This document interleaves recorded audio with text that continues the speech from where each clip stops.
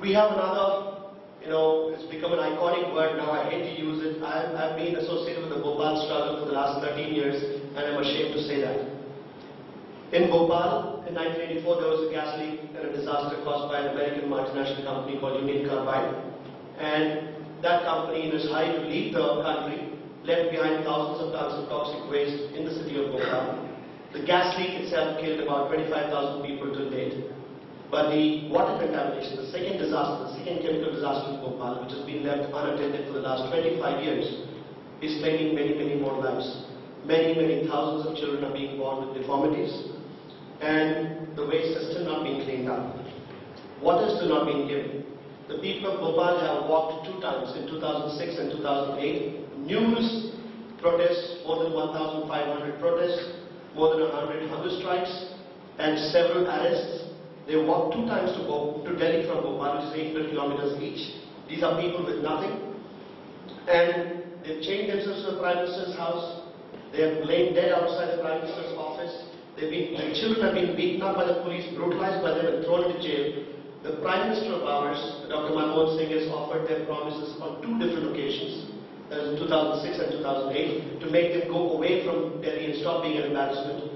In 2009, which is the 25th anniversary, the Prime Minister again promised them clean water. The water is yet to materialize. But now we see the Prime Minister acting very rapidly to fulfill his promises to his American boss, Hillary Clinton, where he's delivering the nuclear liability bill, because he sees that the American corporations are the ones that have been victimized by the Bhopal disaster, because they've been dragged through court, and Dow Chemical, which is now the owner of Bhopal, of Union Carbide, is still not being allowed to do business properly by the people of India. So how did this happen? And I think this is the crisis of democracy, it's not a crisis of technology. We have the money, we have, the whole thing about it. In the city of Chennai, there have been communities for the last 40 to 50 years that do not have clean water. But these communities belong to the scheduled caste, they belong to the most backward communities. They are dark, they are unwashed, and they live in very, very ugly places, so they will not get water, not for the next 50 years. But the IT companies have come up in Old Mahabalipuram Road, and now our Chief Minister is laying the foundation stone illegally, does not have environmental clearance for a desalination plant. That is the height of ridiculousness. In a city like Tamil Nadu, in a city like Chennai, where Dr. Ananthaman just talked about the amount of wealth that is flowing from the skies, there's a complete death of nature to go to the sea, to go and look for your water. The water costs roughly 55 rupees at the factory gate, and please understand me right, that is nothing but a water factory, and this water factory is a very polluting factory. 100 million liters desalination plant requires a 20 megawatt power plant. It will be fired by coal. The ash will be disposed somewhere and destroy groundwater. The saline residues will be thrown into the sea and affect the fisher folks' livelihood. So, as I said, the corporations are firmly in control of our government, of our democracy. They are inside our academic institutions.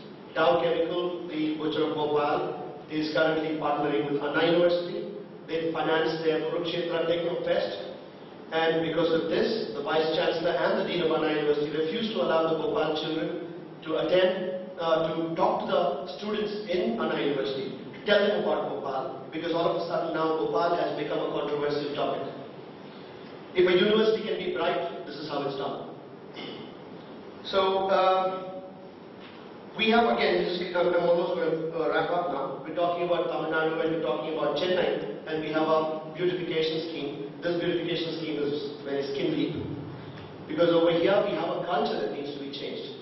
When we see fresh water, we either defecate, urinate, construct, or dump our rubbish on. We don't do anything else. Everything else is illegal in the city.